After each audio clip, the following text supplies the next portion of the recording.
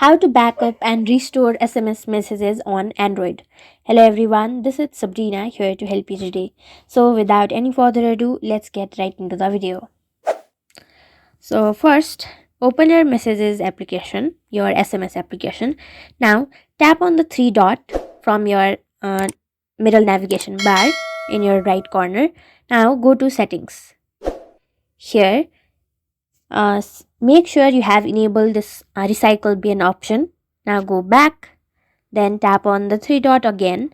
Now go to recycle bin, and here you will find your recycle or deleted messages. Now in order to get it back and restore it, simply tap on the message, or simply tap and hold on it, and then you will find an option of restore, and the conversation is restored. So that's it.